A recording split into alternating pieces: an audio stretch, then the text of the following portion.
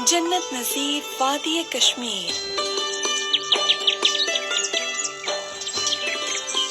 सुने पूरा कश्मीर। सुनो FM 89.4।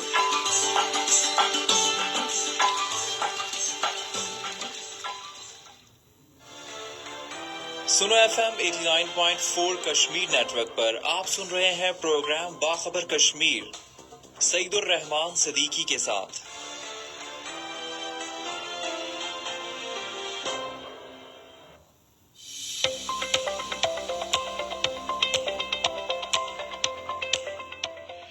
बिस्मिल्लाहिर्रहमानिर्रहीम। अस्सलाम वालेकुम। प्रोग्राम बाखबर कश्मीर के साथ मैं हूँ आपका मेज़बान सईदुर रहमान सिद्दीकी। आज हम जिस मौजू पे गुफ्तगू करेंगे वो है आज़ाद कश्मीर, जो है वो आज़ादी के बाद यानी 47 के बाद किस कदर तरक्की की राह पे गामजन है और क्या फ़र्क है आज़ाद कश्मीर और मकबूजा कश्मीर में। यकीन बहुत बड़ा फ़र्क, आज़ादी और ग़ुलामी का फ़र्क अपनी जगह, और तकाबली जायज़ा तो मुमकिन ही नहीं है। जो कोई कहता है कि तकाबुल हो सकता है आज़ाद कश्मीर मकबूजा कश्मीर का, मैं समझता हूँ कि वो बड़ी एक अहमकाना बात ही होगी कि आप तकाबल लें खुशी का और गमी का, आप तकाबल करें आसाइश का और अज़ियत का, आप तकाबल करें आज़ाद फ़ज़ाओं का और पिंजरे का, आप तकाबल करें इंसानियत और हैवानियत का, आप तकाबल करें रोशनी और अंधेरे का।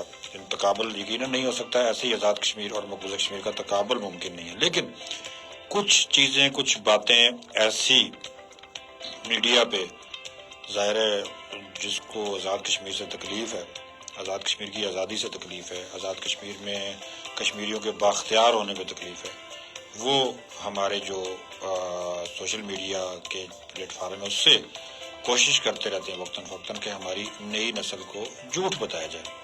तो जब झूठ इस तवातर से बताया जाएगा तो सच बताना फिर ज़रूरी हो जाता है। तो मैं इसको तकाबल नहीं कहूँगा, मैं इसको आईना कहूँगा कि आईना दिखाना बहुत ज़रूरी हो जाता है। तो आज इसी मौजू पे हम गुफ्तगू करेंगे कि आज़ाद कश्मीर मकबूजा कश्मीर से किन किन चीज़ों में बेहतर है, किन किन चीज़ों में आगे है। इंशाल्लाह हम इस पर और भी प्रोग्रामात करेंगे और बड़ी तफसील के साथ इन मौज़ूआत को हम मौजू बहस तकरीबन एक हफ़्ता बनाते रहेंगे। हमारे साथ इसी मौजू की मुनासबत से जो मेहमान शख्सियत मौजूद हैं वो है राजा शाहिद लतीफ़, मुस्लिम लीग नून आज़ाद कश्मीर के सोशल मीडिया विंग के सरबराह हैं और पार्टी वाबस्तगी अपनी जगह, लेकिन सोशल मीडिया के प्लेटफार्म से ये नज़रियाती तखरीबकारी के ख़िलाफ़, जिसको मैं नज़रियाती तखरीबकारी खुला कहूँगा, जो ज़ाहिर है आपके नज़रिए के ख़िलाफ़, सोच के ख़िलाफ़, आपके मुल्क के ख़िलाफ़, आपके मुल्क के बुनियादी जो पिलर्स हैं उनके ख़िलाफ़ जो बात करेगा तो वो तखरीबकारी ही के ज़िम्मे में क्या आएगा। और बिल्कुल बड़ी खूबसूरत बात DGISPR ने कही अपनी 2 प्रेस कॉन्फ्रेंसों में कि ये जो सोशल मीडिया के ज़रिए से जो डिजिटल दहशत गर्दी है उसके ख़िलाफ़ भी अब जो है ना सफारा होना पड़ेगा।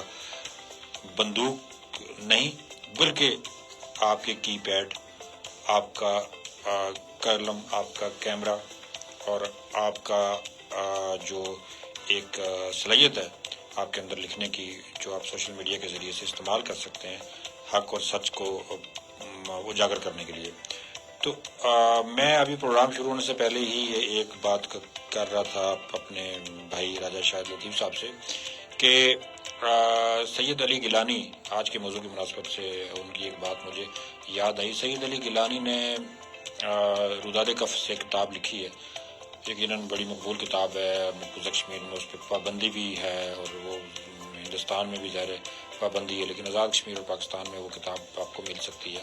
तो उस किताब में उन्होंने लिखा कि जब वो 1947 से कबल स्कूल टीचर थे तो उनको बतौर सज़ा डोगरा हुकूमत ने मुजफ्फराबाद तबादला किया। और वो लिखते हैं कि उस ज़माने में मुजफ्फराबाद को आज़ाद कश्मीर का काला पानी कहा जाता था रियासत जम्मू कश्मीर के अंदर, यानी इतना पसमानदा इलाका था मुजफ्फराबाद। बाकी आज़ाद कश्मीर तो आप छोड़ें, जो कैपिटल है आज, वो इतना पसमानदा इलाका था। और ज़ाहिर तरक्की का आगाज़ सिफर से हुआ और आज अल्हम्दुलिल्लाह हम कहाँ खड़े हैं। और फिर वैली, जम्मू, यानी ये जो श्रीनगर, ये इलाके तो सदियों से डेवलप इलाके थे और कश्मीर की सारी सरगर्मियों का मरकज़ और وسائل کا مرکز یہی علاقے ہوا کرتے تھے، اور یہ آزاد کشمیر کا جو خطہ ابھی آزاد ہے یہ تو بہت پسماندہ علاقہ 47 سے قبل تھا، اور یہاں کے حالات بڑے ناگفتہ بے تھے۔ یہ آپ کو ریکارڈ میں مل سکتا ہے، پرانی شخصیات کی کتابوں میں سے مل سکتا ہے، اور شیخ عبداللہ کی یہ کتاب ہے، اس پہ بھی میں نے اس وقت جو واقعات کچھ تھے وہ پڑھے تھے، وہ میرپور سے متعلق تھے اور مظفر آباد سے متعلق تھے، اور اس وقت بھی انہوں نے بھی اس بات کا ذکر کیا تھا کہ یہ بہت زیادہ پسماندہ علاقے ہوا کرتے تھے۔ تو آج کے پروگرام کا مقصد یہی ہے کہ تھوڑی سی یہ باتیں بھی اپنے سامعین کو ہم ضرور بتاتے رہیں اور ان کو اس بات سے آگاہ کرتے رہیں کہ بھئی اپنے آپ کو پہچانیں۔ اسلامی جمہوریہ پاکستان کے ساتھ نسبت کی وجہ سے آزاد ریاست جموں کشمیر مکمل طور پہ ایک آزاد اور بااختیار خطہ ہے الحمدللہ، جس کا دفاع امور خارجہ، کرنسی، پاسپورٹ، دیگر امور اسلامی جمہوریہ پاکستان کے ذمہ ہے۔ 1947 سے قبل یہ علاقہ ریاست جموں کشمیر کے دور دراز سرحدی علاقوں پر مشتمل تھا، اور جہاں تعمیر و ترقی اور شہری سہولیات نہ ہونے کے برابر تھی، صرف مظفر آباد اور میرپور دو ضلعی صدر مقامات ہوا کرتے تھے جنہیں میونسپلٹی کا درجہ حاصل تھا۔ 1947 میں جو بھارتی طیاروں کی گولہ باری سے یہ قصبے بھی کھنڈرات کا منظر پیش کر رہے تھے۔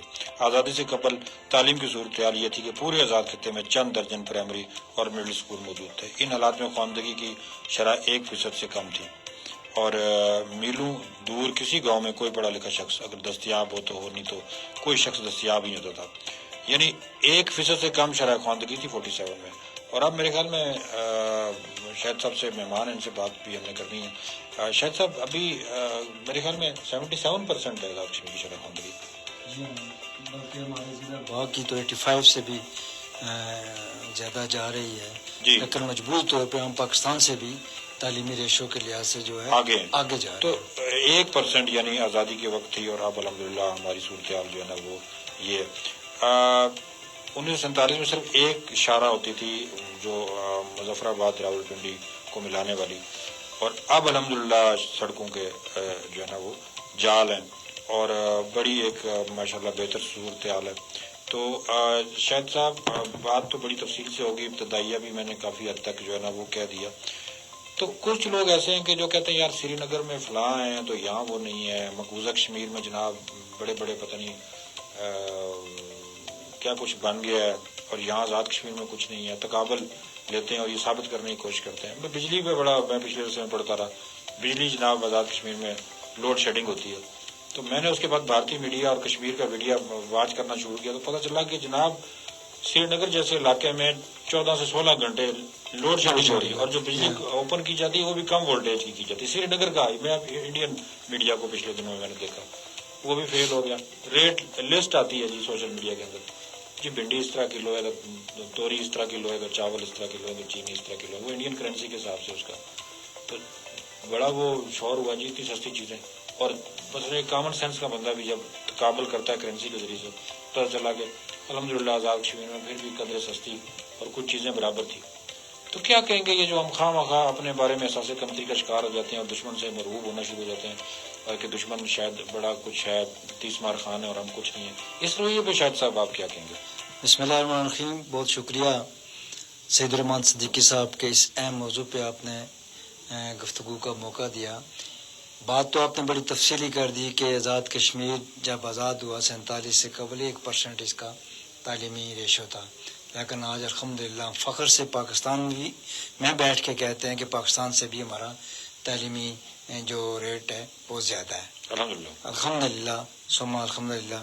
اب میں یہاں تھوڑا، اگر بہت سارے ایشو ہیں، مثلا مذہب کے لحاظ سے دیکھ لیں، اگر آپ نے تو کہا نا تقابلی جائزہ، تو مذہب کے لحاظ سے ہم تقابلی جائزہ ہی کریں گے، لیکن باقی چیزوں میں ہم آئینہ دکھائیں گے۔ تعمیر و ترقی کا لحاظ سے آئینہ دکھا سکتے ہیں، سوشل ایکٹیویٹیز کے لحاظ سے دکھا سکتے ہیں، اور دیگر ایسے عوامل ہیں جن میں ہم ان سے بہت آگے جا چکے ہیں۔ اب یہ جو سوشل میڈیا ہے، اور اسپیشلی جو اپنا ٹی وی میڈیا ہے، یہ ایسی چیز کو فوکس کرتے ہیں کہ جو سب سے بہترین ہوتی ہے۔ وہاں سری نگر کی عمر ہم سے زیادہ ہے، ٹورزم کے لحاظ سے، وہاں کی بود و باش کے لحاظ سے، وہاں کی عمارتوں کے لحاظ سے۔ جب سری نگر میں ٹورسٹ آتا تھا اس وقت مظفر آباد میں نہیں آتا تھا۔ اب ہم اس کو اور مظفر آباد کو کمپیئر نہیں کر سکتے۔ اب جس طرح آپ نے کہا کہ سری نگر کے اندر 16 گھنٹے کی مختلف مقامات پہ لوڈ شیڈنگ ہوتی ہے، اسی طرح میں یہ کہوں گا کہ سری نگر کے اندر بھی بہت برے حالات ہیں.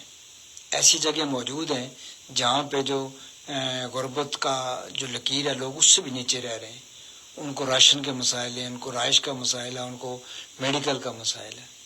یہ ایسی چیزیں ہیں جو ہمیں نظر نہیں آتی. نظر اس لیے نہیں آتی کہ ان کا میڈیا, انٹرنیشنل میڈیا, ویسے بھی کہیں کہ انڈیا کا جو میڈیا ہے وہ پوری دنیا پہ راج کر رہا ہے, تو وہ چیزیں ہی ہمیں ایسی دکھا رہے ہیں جی. اس کی نسبت ہمارا جو ہے وہ ہم ایسی چیزوں کو ہائی لائٹ نہیں کر رہے, بلکہ ہمیں ہمارے کچھ ایسے وہ مایوس طبقہ ہم میں موجود ہے جو ہیں مٹھی بھاری, لیکن وہ ایسے چیزوں کو ایکسپوز کر رہے ہیں جو کہ نہ ملک کے لیے اچھی ہوتی ہیں, نہ ملت کے لیے اچھی ہوتی ہیں, اور نہ سمندر پار جو ہے ہمارا پاکستانی ہے یا کراس دا بارڈر جو لوگ ہیں ان کے لیے اچھا ہوتا ہے. ہمیں چاہیے کہ ہم اپنی اچھی چیزوں کو ایکسپلور کریں. جی. میں آپ کو اپنی بتاؤں, میں نے ایک دن صبح 8 بجے مظفر آباد سے سفر شروع کیا چھوٹی گاڑی پہ. میں یہاں سے باغ گیا, باغ سے راولا کوٹ گیا, اجیرا گیا, باسپور گیا, اور ادھر سے گھومتا ہوا تولی پیر اور سدن گلی اور براستہ چکار واپس مظفر آباد 9 بجے میں ادھر پہنچ گیا. یعنی میں نے تقریباً یہ 300 کلومیٹر سفر کیا, اور اس دوران خالی میرا سفر نہیں تھا بلکہ میرے کچھ بزنس معاملات تھے. میں ان پہ بھی جاتا رہا, ان پہ بیٹھتا رہا, دیکھتا رہا, اور وہاں سے ہر جگہ تقریباً میرا آدھا پونا گھنٹہ ایسا سفر ہوا, پھر ریسٹ بھی کیا. اور میں آپ کو بتاؤں کہ اتنی معیاری روڈز ہیں ہماری جو ڈسٹرکٹ ٹو ڈسٹرکٹ بنی ہوئی ہیں, ان کی مثال نہیں ملتی. اب یہ سری نگر کی, جموں کی مثال دیتے ہیں, وہاں پہ ایک ہی روڈ ہے جس کو وہ سارا پیسہ اس پہ لگا رہے ہیں, اسی کو مینٹین کر رہے ہیں اور اسی کو مثال پیش کر رہے ہیں. اب ہماری لنکس روڈ کا یہ حال ہے کہ وہ بھی معیاری روڈ ہیں, تو اس سے ہم ان کے کیا تقابلی جائزہ کریں گے؟ ہم تو انہیں آئینہ ہی دکھا سکتے ہیں. جی بالکل ایسا ہی ہے, آئینہ دکھا سکتے ہیں اور تقابل بالکل نہیں بنتا. میں تو بالکل آپ کی اس بات سے متفق ہوں کہ بھائی آپ کیسے تقابل کر سکتے ہیں آزادی اور غلامی کا, کیسے تقابل کر سکتے ہیں امن اور بدامنی کا, کیسے تقابل کر سکتے ہیں دہشت گردی کا اور یعنی ایک پیسفل انوائرمنٹ کا. یقیناً تقابل ممکن ہی نہیں ہے, اور یہ چیز نہیں ہو سکتی کہ ہم اس پہ کوئی جو ہے نا وہ ایک تجزیہ پہ پیش کریں یا کوئی اس پہ ہم کوئی اس طرح کی جو ہے نا وہ بات کریں. اچھا, اس کے ساتھ ساتھ جو صورتحال ہے کہ آزاد کشمیر میں جو صحت کی سہولیات ہیں, دیکھیں آئیڈیل یورپ میں بھی آئیڈیلزم نہیں ہے. میری فیملی بیشتر انگلینڈ میں مقیم ہے, اور وہ اکثر یہ رونا روتے ہیں کہ یار ڈاکٹر سے اپائنٹمنٹ اتنا مشکل سبجیکٹ ہے کہ ڈاکٹر اپائنٹمنٹ ہی نہیں دیتا, اور کئی ہفتے ہمیں انتظار کرنا پڑتا ہے. اور وہ اکثر میں آپ کو بتاؤں بلا مبالغہ شاہد صاحب, وہ پاکستان آتے ہیں تو وہ چھوٹے موٹے جو بھی ان کے مسائل ہوتے ہیں, دانتوں کا مسئلہ ہے, کوئی اور مسئلہ ہے, وہ ادھر آ کے علاج کرواتے ہیں کہ یہاں پہ سستی بھی سہولت ہے اور آسان رسائی ہے آپ کی میڈیکل کے شعبے کے ساتھ, ڈاکٹرز کے ساتھ اور ہاسپٹلس میں. ناشکری کرتے ہیں ہم, اور ہم بڑی بڑی وہ باتیں کرتے ہیں, لیکن یہ کہ کبھی بھی اللہ کا شکر اس حوالے سے ہمیں ادا کرنے کی توفیق جو ہے نا وہ نہیں ہوتی کہ اللہ نے ہمیں جو کچھ دیا ہوا ہے اس کو تو کم از کم شکر ادا کریں. تو اسی طرح اسکول کی صورتحال ہے شاہد صاحب کہ ہمارا دور دراز دیہات ہوگا اور بڑے پسماندہ علاقے ہوں گے اور وہاں پہ سہولیات کا فقدان ہوگا, لیکن ایٹ لیسٹ وہاں کوئی نہ کوئی اسکول آپ کو ملے گا. ٹھیک ہے, اور ابھی ہم پروگرام شروع ہونے سے پہلے بات کر رہے تھے آزاد کشمیر کی ہر ضلع میں یونیورسٹی جناب بن گئی ہے, تو اتنی یونیورسٹیوں کی ضرورت نہیں تھی, 2 زیادہ سے زیادہ یونیورسٹیز ہونی چاہیے تھی, لیکن ہر ضلع میں تقریباً یونیورسٹی موجود ہے. میڈیکل کالجز آپ نے اتنے سارے جناب آزاد کشمیر میں بنا دیے ہیں. تو یہ ہماری ضروریات سے جو زیادہ چیزیں ہمارے پاس ہیں اس پہ ہم اللہ تعالیٰ کا شکر جو ہے نا وہ نہیں ادا کرتے. پھر ہم غلامی میں, علی گیلانی نے بڑی خوبصورت بات کی تھی کہ ہندوستان اگر کشمیر کی سڑکیں سونے کی بھی بنا دیں تو کشمیری ہندوستان کو ترجیح نہیں دیں گے پاکستان کے مقابلے میں. یعنی اول تو بات یہ کہ ادھر انفراسٹرکچر کی جنگ ہی نہیں ہے, ادھر نظریے کی جنگ ہے, سوچ کی جنگ ہے. لیکن میں نے کہا کہ آج اس موضوع پہ ضرور ہم بات کریں کہ لوگوں کو یہ بتائیں کہ الحمدللہ ہم کس سے پیچھے جو ہے نا وہ نہیں ہے. انڈیا نے جو ڈیولپمنٹ کی ہے, جو تعمیر و ترقی وہاں پہ کی ہے, اس کو ایکسپوز اور اس کا دڑن تختہ تو ایک U S department of state کی الرٹ سے آ گیا کہ انہوں نے کہا جی کہ غیر محفوظ اور خطرناک ترین علاقہ ہے مقبوضہ کشمیر, اور وہاں امریکی شہری سفر کرنے سے پرہیز کریں. اگر آپ اتنے ترقی یافتہ خوشحال ہوتے اور دودھ کی نہریں اور شہد کی نہریں بہ رہی ہوتی تو دنیا کا سب سے طاقتور ملک امریکہ کو یہ ایڈوائزری اپنے شہریوں کے لیے جاری نہ کرنی پڑتی.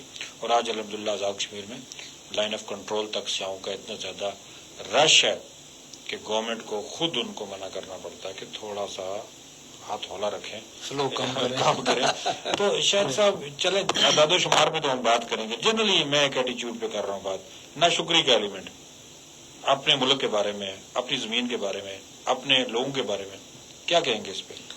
میں جس طرح آپ نے یو کے کی مثال دی, مجھے ذاتی طور پہ ایکسپیرینس جی آپ تو خود بھی رہے ہیں. جی میں خود رہا ہوں, اور میں خود بیمار ہوا صرف وہاں پہ میں جی پی کے پاس وہ جو ان کا جنرل پریکٹس کرنے والا ڈاکٹر ہوتا ہے ایم او لیول کا, اس تک پہنچ سکا, میں نہیں جا سکا. اور وہاں کے لوگ اکثر دبئی کو پریفر کر رہے ہیں, انڈیا کو پریفر کر رہے ہیں, اور جب پاکستان آتے ہیں تو اپنے معاملات بڑے سے بڑے یہاں پہ وہ علاج معالجہ کروانے کے چکر میں ہوتے ہیں. اب ہمیں تو اس وقت ڈائریکٹلی ہم سرجن کے پاس بھی جا رہے ہیں, بڑے فزیشین کے پاس بھی جا رہے ہیں, یعنی آدھی ڈاکٹرشپ ہم نے خود اپنے طور پہ کر رہے ہوتے ہیں. تو میں اس میں نہیں سمجھتا کہ آزاد کشمیر کے اندر, اب آپ دیکھ لیں آزاد کشمیر میں جو ہیلتھ کا سیٹ اپ ہے, ڈسٹرکٹ سطح پہ اسپتال ہے ہر ڈسٹرکٹ میں, اس کے بعد تحصیل سطح پہ 50 بیڈ کا اسپتال ہوتا ہے, اس کے بعد ہر یونین کونسل میں ایک بی ایچ یو ہے, بیسک ہیلتھ یونٹ, پھر اس کے ساتھ رورل ہیلتھ سینٹر بھی ہوتے ہیں. میں آپ کو میں مزے کی بات بتاؤں کہ ہر گاؤں میں 500 کی آبادی پہ ایک فیمیل ہیلتھ ورکر انہوں نے ڈپیوٹ کی ہوئی ہے, جس کا کام یہ ہے کہ وہ سب چیزیں وہ چیک کرتی ہیں اور اس کا فیڈ بیک اپنے جو سینئر باس ہوتا ہے ڈی ایچ او تک پہنچتا ہے. یہ چیزیں ہیں جن کی ہم ناشکری کر رہے ہیں. پھر آپ کو میں بات بتاؤں کہ یہ جو پچھلی حکومت نے جو ہمارے 60 سال سے اوپر وہ لوگ, مطلب کوئی بیوہ تھی جس کا کوئی دیکھ بھال والا کرتا تھا, اس پہ بھی ایک بندہ انہوں نے ڈپیوٹ کیا ہوا تھا, جس کا یہ کام تھا کہ جا کے اس کی ہیلتھ کانشیس چیک کرے, اس کی میڈیسن چیک کرے, اس کو مہیا کرے, کوئی ٹیسٹ کرنا ہے وہ کروائے, ہاسپٹل لانا ہے وہ لے. لیکن اس کی ضرورت آپ ادھر چلے جائیں کراس دا بارڈر تو وہاں یہ سہولتیں نہیں ہیں. وہاں پہ وہ چند مخصوص ایریا میں ہم نہیں کہتے کہ نہیں, وہاں تو بہت اچھی ہوں گی, لیکن آل اوور دا جو کنٹری ہے اس میں ایسی سہولتیں نہیں ہیں. ہیلتھ سے آپ آگے جائیں, سپورٹس میں چلے جائیں.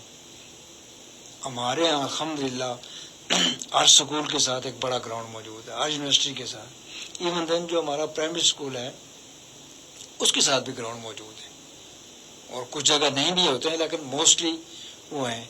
پھر ہمارا جو اب بلدیاتی نظام اسٹیبلش ہو چکا ہے وہ آن ورک ہے, انہوں نے اپنے طور پہ یہ طے کیا ہے کہ ہر بڑے گاؤں میں ایک عیدگاہ بنائی جائے, یعنی جو ملکہ گاؤں ہیں 5-6 ان کے درمیان میں جو مرکزی مقام ہے وہاں پہ عیدگاہ بنائی جائے تاکہ جو مذہبی رسومات ہیں وہ پراپر ادا کر سکیں. یہ چھوٹی چھوٹی چیزیں ہیں, لیکن صرف بات یہ ہے کہ محسوس کرنے کا.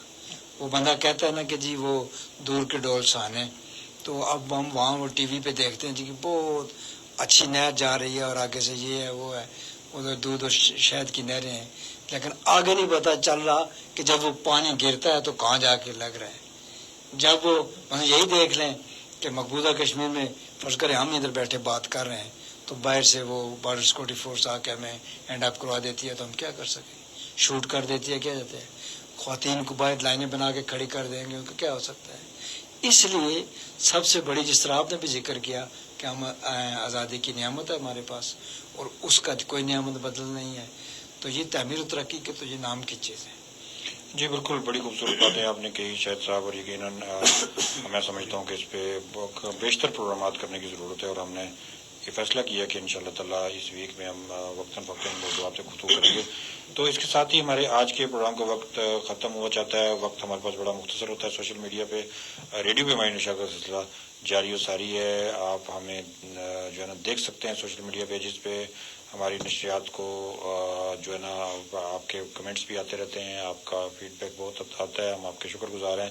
تو ہم سوشل میڈیا سے آپ سے اجازت چاہتے ہیں, انشاءاللہ ریڈیو پہ آپ سے بات چیت ہوتی رہے گی.